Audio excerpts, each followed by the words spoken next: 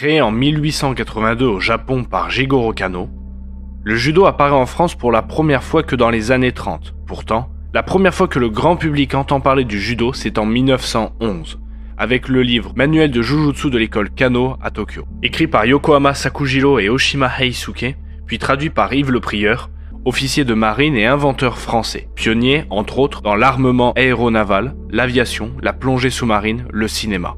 Il était conseiller militaire à Tokyo et étudia le judo directement au Kodokan sous la direction de Jigoro Kano en personne.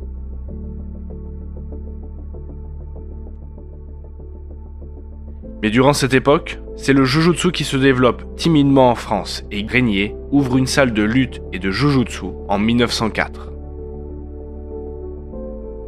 Malgré que le judo est peu voire pas du tout connu en France, Jigoro Kano tiendra en personne 2 conférences en France, en 1933 puis en 1934.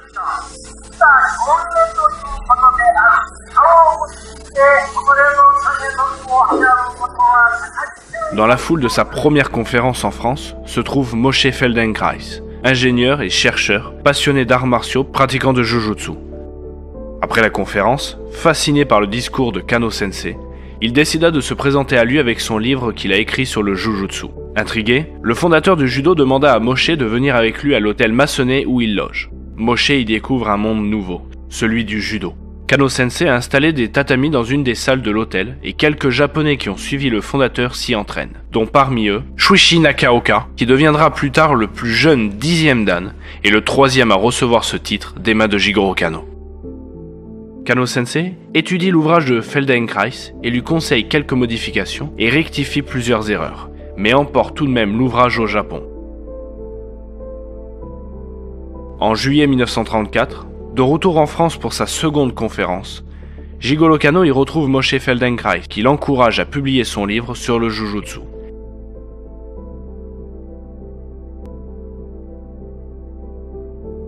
Et lui remet des films de judo de Mifune, Nakaoka et plusieurs autres de ses élèves. Jigoro Kano confia à M. Sugimura, ambassadeur du Japon en France, qu'il voyait en Moshe celui qui lancera le judo en France. Dans son journal, le fondateur consacrera même plusieurs pages à sa relation avec Feldenkrais et sur l'action qu'il a eue sur les débuts du judo en France. Rapidement, Moshe Feldenkrais ouvre un club à Paris, mais conscient des lacunes dont lui et ses amis souffrent, Jigoro Kano décide de faire venir d'Angleterre le maître Kawashi Mikinosuke, alors 4e dan, pour y enseigner le judo au sein du club de Feldenkrais. Le père du judo français arrive. Mikinosuke Kawashi est né à Kyoto en 1899. À l'âge de 7 ans, il perd ses parents dans un accident et son grand frère devient alors le chef de famille d'une fratrie de 6 enfants. Son aîné se charge donc de son éducation et l'inscrit à l'université de Waseda. Mikinosuke débute le judo vers l'âge de 8 ans et devient ceinture noire à 15 ans ainsi que capitaine de l'équipe de son université. Il étudia également le jujutsu de l'école Dai Nippon Butokukai. À la fin de ses études, vers le milieu des années 20, à l'âge de 21 ans, il quitte le Japon pour se rendre aux États-Unis, plus précisément à San Diego, où il y reste durant 1 an avant d'aller à l'université de Columbia à New York, où il partage ses journées à étudier et à donner des cours de judo au club qu'il avait créé, le New York Judo Club. Cela dura 4 ans. Il visite également certains pays de l'Amérique du Sud en touriste, sans faire de judo, tels que le Brésil, Sao Paulo, l'Amazonie. En 1928, il arrive au Royaume-Uni et établit un club de jujutsu à Liverpool, où il enseigne l'aiki jujutsu. Il complète ses faibles revenus d'enseignant en luttant professionnellement contre des catcheurs et boxeurs dans des music halls, sous le nom de Matsuda. En 1931, il se déplace à Londres où il enseigne le judo à l'université d'Oxford, avant de fonder l'Anglo-Japanese Judo Club. C'est au cours de cette période que Kawashi obtient son 3e dan par Jigoro Kano. En 1936, plus précisément le 1er octobre, Kawashi Mikinosuke Sensei, tout juste 4e dan, arrive à la gare du Nord, à Paris, et se dirige alors vers le club de Jujutsu de Moshe Feldenkrais, rue Bonbourg. Ce club, qui se faisait nommer le Club des Juifs, deviendra le tout premier dojo de judo. Ce qu'il faut savoir, c'est qu'avant d'arriver sur notre territoire, Kawashi Sensei hésitait entre la Hollande et la France, et qu'il aurait bien aimé rester en Angleterre, mais le maître Koizumi s'occupait déjà du développement du judo dans le pays. Le 26 octobre, le Jujutsu Club de France est officiellement ouvert par Moshe Feldenkrais. Kawashi Sensei en est alors le directeur technique et Jigoro Kano le président d'honneur.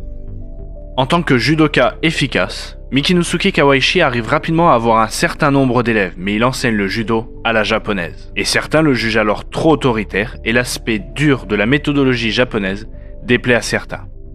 Il comprend donc très vite qu'il doit changer de méthode d'enseignement et l'adapter au mode de pensée et à la culture européenne, tout en gardant l'essence du judo.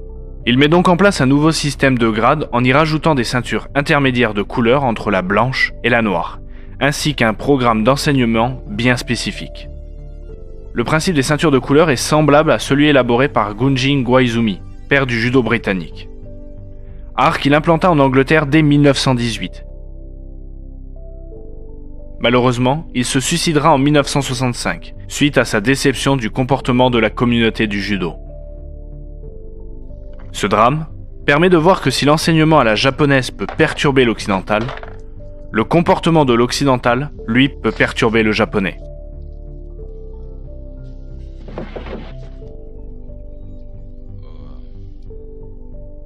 En 1937, la toute première démonstration publique de judo en France a lieu, et cela en présence de l'ambassadeur du Japon, M. Sugimura, qui lui aussi gradé en judo, réalisera une démonstration. Cette représentation publique amena de nouveaux pratiquants et lorsque les personnes venaient s'inscrire au dojo de Kawashi Sensei, ils passaient obligatoirement le test du crayon. Kawashi Sensei tendait aux nouveaux venus leur feuille d'inscription avec dessus de nombreux kanji, ainsi qu'un crayon. Mais pas n'importe lequel, puisque sa mine, petite, s'enfonçait quand on essayait d'écrire. Ce test permettait de voir le caractère, le niveau d'ego de son futur élève si la personne persévérait de s'inscrire. En 1938, Mikinusuke Kawashi reçoit de Jigoro Kano le 5e dan. Au fil des mois, Kawashi Sensei réussit véritablement à faire éclore le judo français, sur lequel il exercera pendant de nombreuses années une autorité incontestée. Sa méthode, spécifique d'enseignement, fut un succès national et même international. Ainsi, on parle donc de la méthode Kawashi. Cette méthode fut le fruit du travail conjoint de Kawashi Sensei et de Moshe Feldenkrais, qui deviendra la véritable première ceinture noire de France, le 10 février 1939, gradée par Jigoro Kano en personne. Il sera suivi de près par Maurice Cotreau en avril 1939 et Jean de Herth en juin 1940, qui eux seront les premières ceintures noires gradées par Kawashi Sensei. Jean de Herth, lui par la suite deviendra le premier Français à obtenir le 2e dan ainsi que le 3e dan. En 1938, Jigoro Kano vient une nouvelle fois en France pour enseigner de nouvelles techniques. C'est Jean de Herth qui lui sert de partenaire. Il fut le seul Français à avoir ce privilège. Kawashi Sensei profite de sa venue en France pour lui exposer sa méthode d'enseignement adaptée aux Occidentaux, méthode qui sera validée par le fondateur. Le travail que Mikinusuke a réalisé en France est reconnu par Kano Sensei. Mais malheureusement, cette même année, lors de son retour du Caire, Kano Sensei tombe malade à bord du bateau Ikawa Maru. Et le 4 mai 1938, Jigoro Kano décède à l'âge de 77 ans, laissant le monde du judo orphelin. Son art et sa philosophie a changé la vie à des milliers de personnes.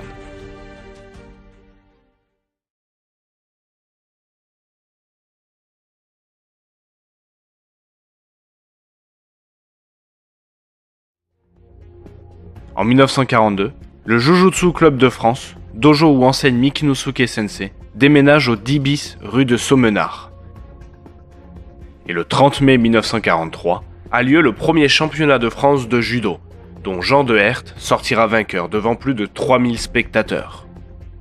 Cette même année, sort le fameux film Sugata Sanshiro, la légende du grand judo, toute première réalisation du célèbre Akira Kurosawa.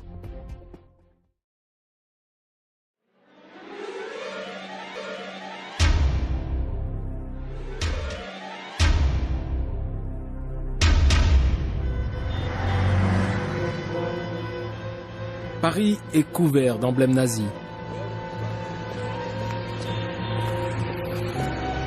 Les grands hôtels et les bâtiments les plus prestigieux abritent les services allemands. Les occupants règnent en maître. Fin juillet 1944, Kawaishi Sensei, dû à la guerre, est obligé de quitter la France. Sur l'ordre de l'ambassadeur du Japon, tous les Japonais, et donc aussi Mikinusuke, quittent le pays, laissant alors une trentaine de ceintures noires et confient à Jean Beaujean et Jean de Herth la responsabilité technique et administrative du judo français. Il se rend tout d'abord à Berlin pour être ensuite envoyé par les Russes dans un camp en Mandchourie où la vie fut rude. Il restera dans ce camp jusqu'à la fin de la guerre, puis rentrera au Japon.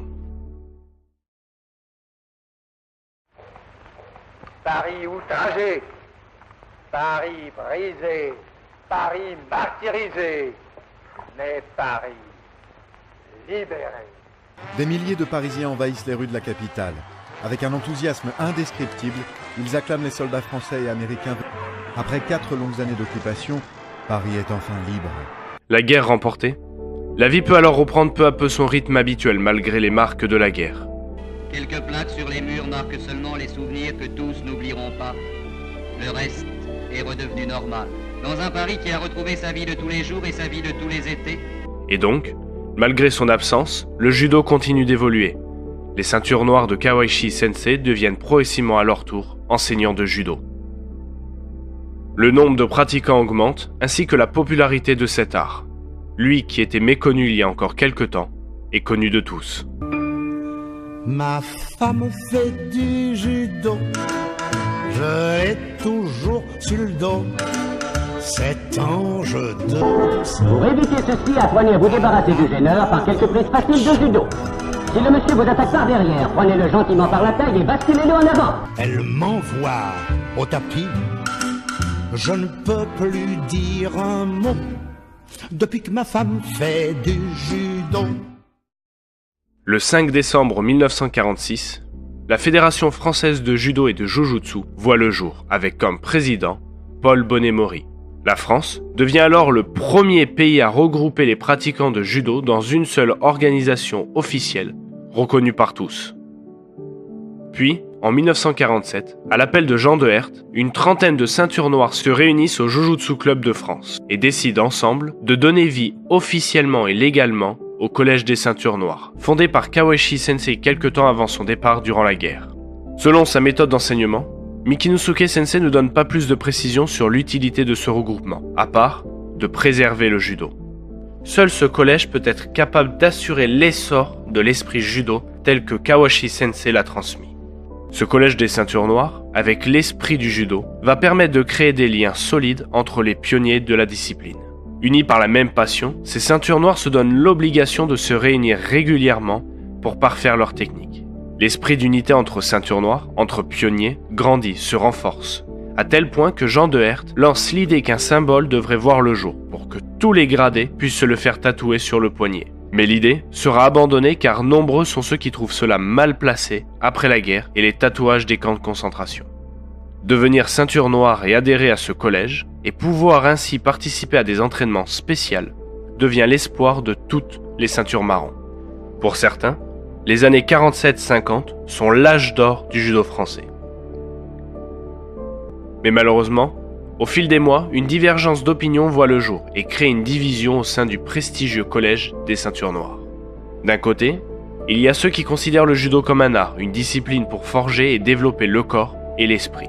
Ils sont dans la recherche du judo complet. Puis de l'autre, sont ceux qui pensent moins à tout ça, mais sont plus dans la recherche de victoire, vont plus dans la dimension sportive du judo. Cette divergence de pensée n'empêchera pas le judo de se développer. Les deux groupes défendent leur opinion et font une grosse propagande de leur vision du judo.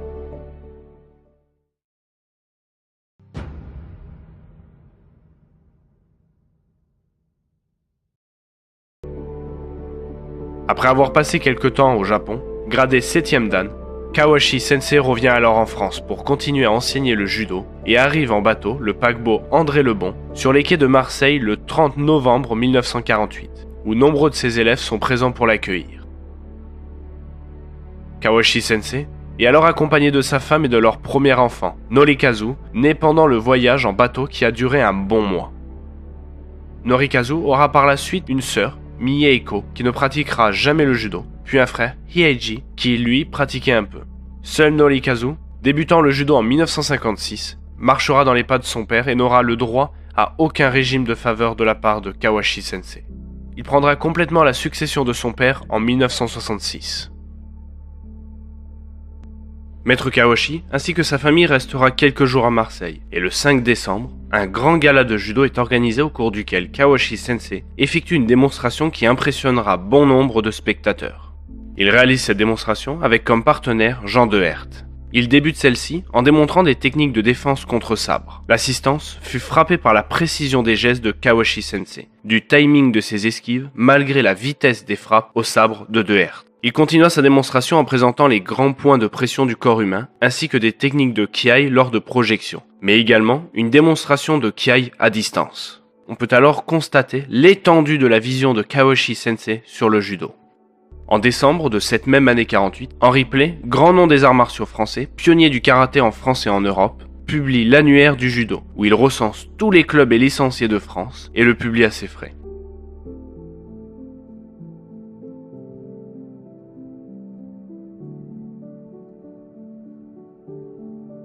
Kawashi Sensei rentrera à Paris le 8 janvier dans une atmosphère tendue et annonce à son comité d'accueil qu'il est fier que le judo s'est développé en quantité, par contre pas en qualité, et qu'il compte donc faire venir un assistant du Japon pour ainsi perfectionner le judo de ses élèves.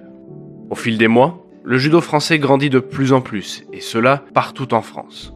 Plusieurs dojos s'ouvrent alors sur le territoire, comme par exemple à Toulouse, où Robert Lasserre, auteur de plusieurs livres sur les arts martiaux, ouvre le Shudokan. Grâce à la passion des pionniers, le judo français mûrit considérablement. Naturellement, le nombre de pratiquants augmentant, le nombre de gradés aussi.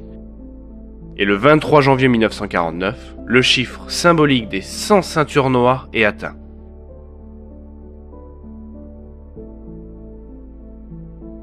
Tous les passages de grade de ceinture noire, appelés Shodan Shiken, se déroulent alors devant Kawashi Sensei.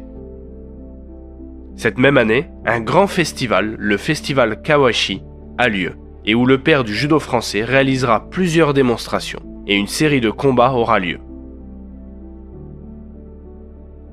En début de l'année 1950, la France remporte sur son territoire le 3e tournoi France-Angleterre. Après le salut cérémonieux, qui est de tradition dans ce sport courtois, s'affrontent au Palais de la Mutualité les meilleures ceintures noires du judo anglais et français. Les judokas sont des gens charmants, et cependant nous ne vous conseillons pas de les choisir comme partenaires à la belote. Et voici pourquoi.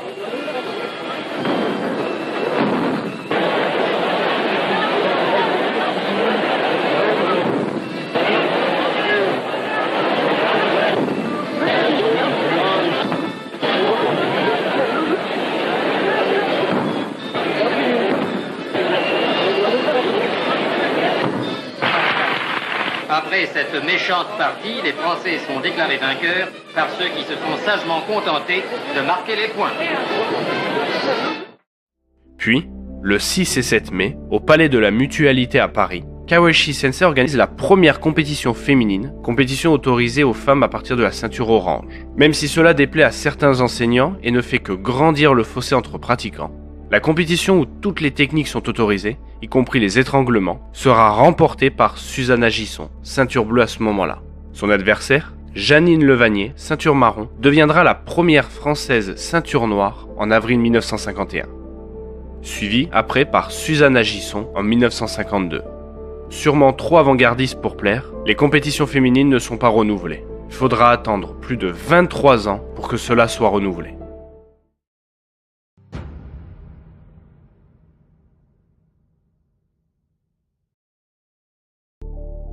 Après des mois de démarches et un voyage compliqué, le fameux assistant de Kawashi Sensei arrive à Marseille sur le paquebot La Marseillaise. Accueilli par Kawashi Mikinusoke, Paul Bonnet-Mori et d'autres, cet assistant n'est d'autre que Shozo Awazu. Âgé de 26 ans, il est à ce moment-là 6e dan de judo. Awazu Sensei est considéré comme un prodige du judo qu'il débute à l'âge de 11 ans et devient même ceinture noire dès l'âge de 13 ans. Il devient également à l'âge de 15 et 16 ans champion du Japon par équipe. Il est reconnu comme un spécialiste du newaza et à plus de 60 ans, était toujours inégalé en France dans le travail au sol. Son newaza, sans fioriture, était simplement invincible. Il est également reconnu mondialement comme un spécialiste en kata et en tandoku renshu, l'entraînement seul équivalent au kyon en karaté. Son arrivée est un événement pour le judo français qui n'a que Kawashi Sensei comme référence.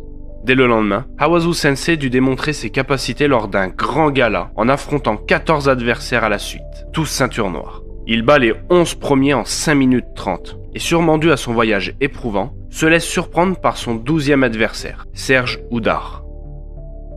Profitant de l'énergie des 26 ans de son assistant, Mikinosuke Kawashi organise une série de galas dont celui de Paris, le 21 octobre au Vélodrome d'hiver, marquera les esprits à de nombreux judokas, mais pas que. Grâce à cet événement, le judo ouvre ses portes aux gens lambda, ainsi qu'aux magazines et même à la radio.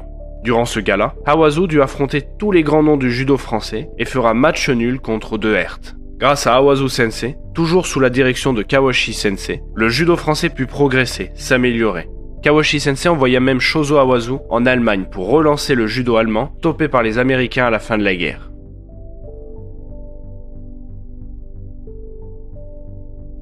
Shozo Hawazu restera l'ami fidèle de Kawashi Sensei, et ça jusqu'à la disparition du père du judo français.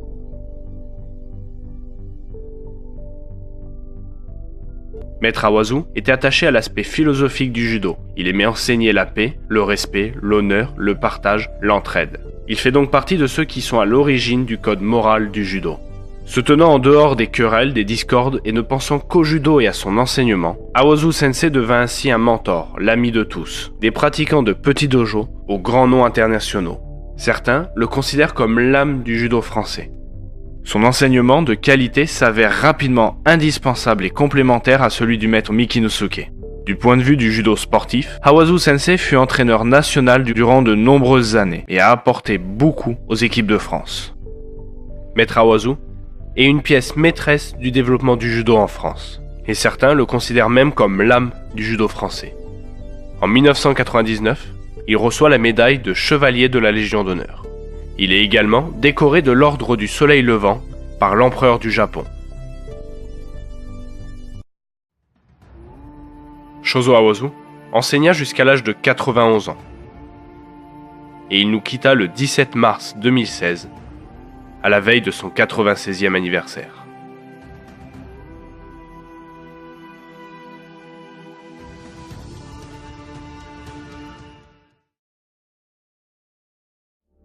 Durant toutes ces années à la tête du judo français, Kawashi Sensei ne va pas uniquement dispenser son enseignement au dojo ou lors de stages, mais également par écrit puisqu'il est l'auteur de plusieurs livres, 5 livres précisément, dont son premier, Ma méthode de judo, est sorti en 1951, avec les illustrations de Jean Geya, et son dernier, Les katas complets du judo, en 1967. Tous ces livres, tels que Ma méthode de self-défense, sorti en 1952, seront un succès et seront publiés dans de nombreux pays.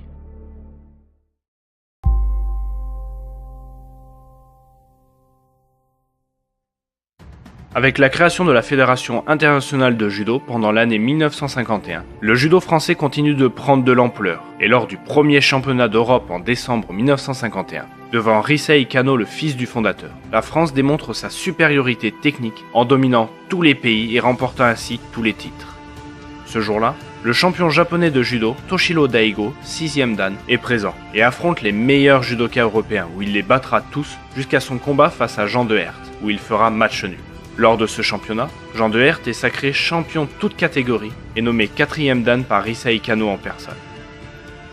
En plus du championnat, une série de démonstrations a lieu lors de cet événement et ça devant plus de 10 000 personnes.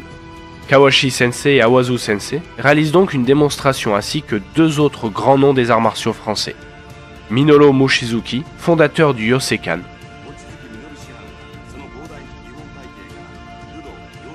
et André Noke, le premier Ushideshi étranger de Ho-sensei Morihei Ueshiba. C'est probablement la toute première démonstration d'aïkido en Occident.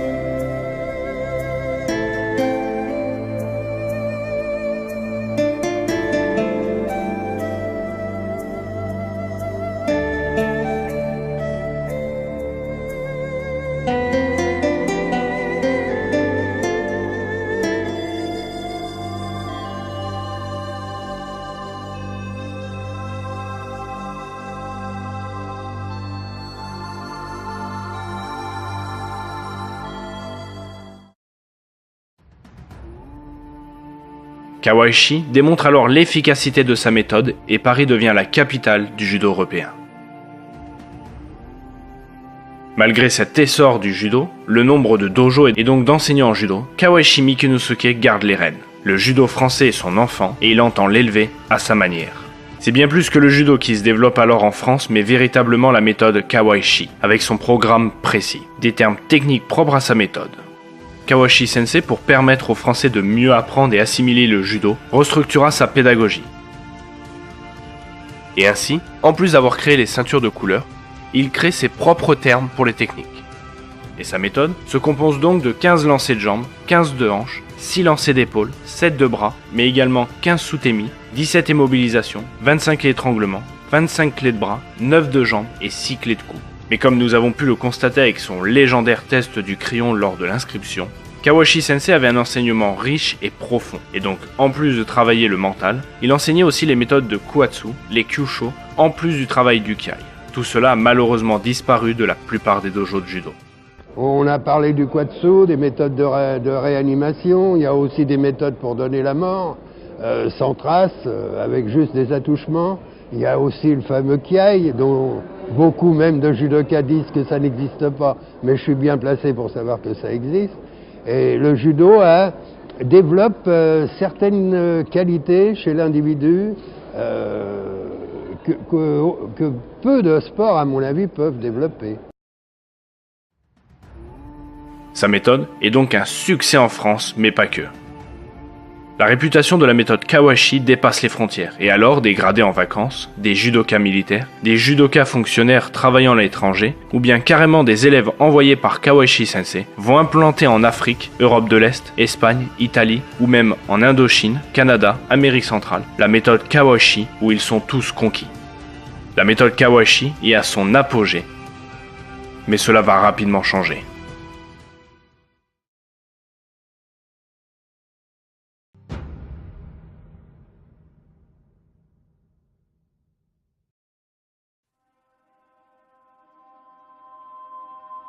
Malgré que la méthode Kawashi a conquis la France et bien plus, et que Kawashi Sensei tient les rênes du judo français, cela ne va pas se faire sans heurts ni difficultés.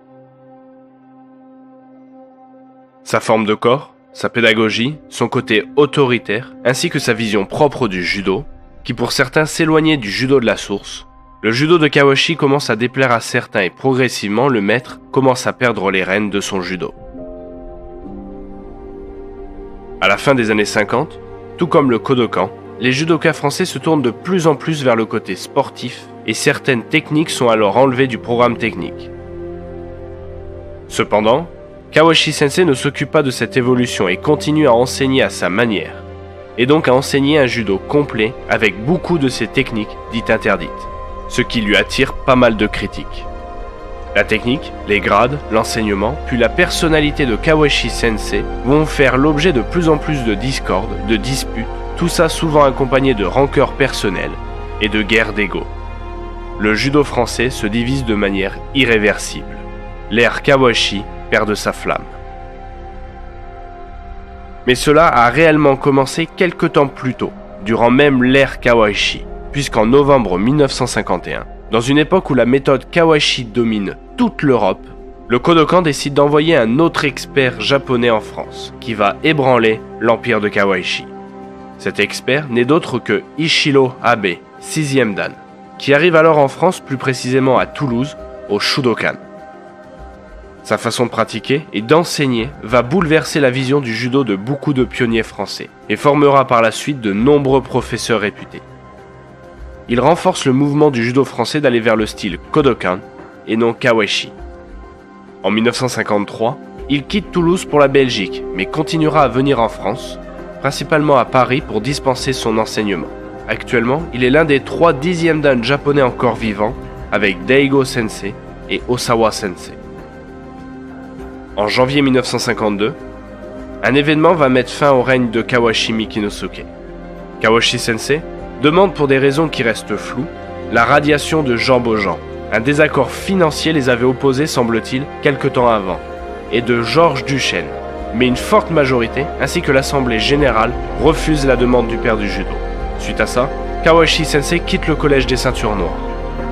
Quelques mois plus tard, le Collège des Ceintures Noires demandera à Ichiro Abe de venir leur enseigner son judo, mais il refusera car ce n'était pas ce que le Kodokan lui avait demandé.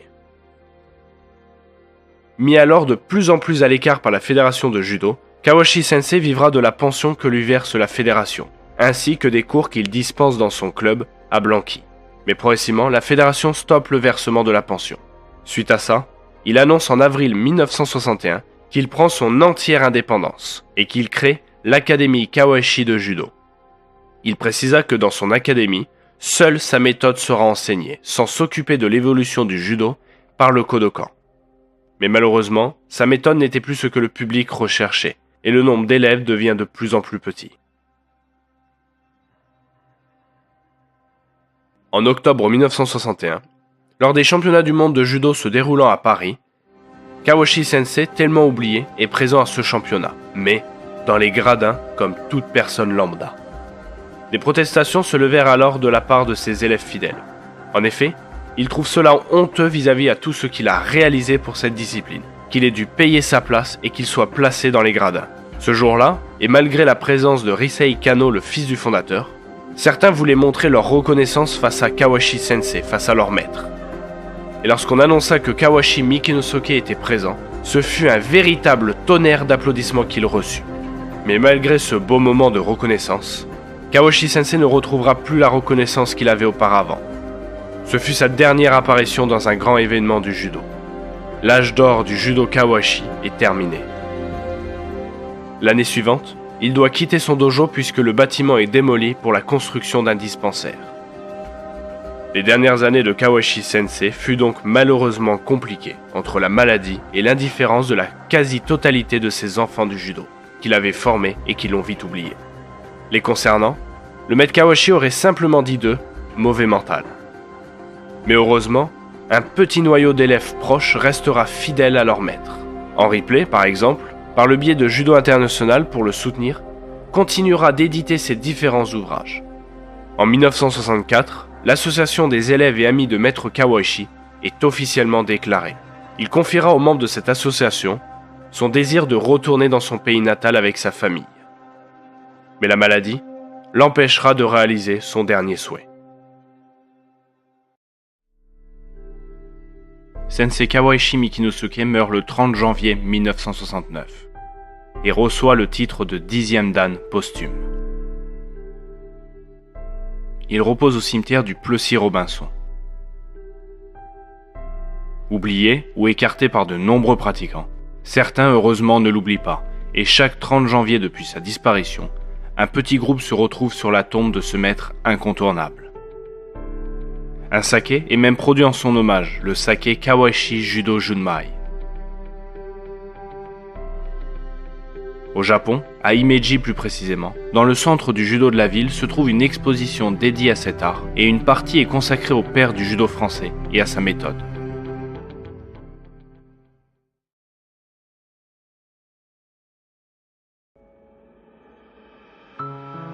Kawashi Sensei est bien plus qu'un pionnier. Il est véritablement un sensei avec un enseignement complet du judo, un judo martial, et faisait donc travailler les kiai, les étranglements, les clés, les techniques de self-défense, le travail des kuatsu, les kyusho également, dont il est le premier à en avoir parlé dans un de ses ouvrages. Il plaçait également au premier plan le travail des kata et des contreprises, kaishiwaza. Il a promulgué le Gonosen no Kata de Kyuzo Mifune en Europe, ainsi que sa propre version du Go no Kata. La force de sa vision du judo a amené quelques historiens du jujutsu et du judo à penser qu'en plus d'être un grand judoka, il est aussi un grand spécialiste en Goshinjutsu. Maître Kawashi Mikinosuke est incontestablement le père du judo français. Il est celui qui l'a fait naître, qui l'a fait grandir, évoluer. Sans lui, sans sa passion, sans sa pédagogie, le judo français n'aurait pas cette envergure aujourd'hui. Tous les enseignants, pratiquants, ceintures noires, champions français du judo lui doivent beaucoup.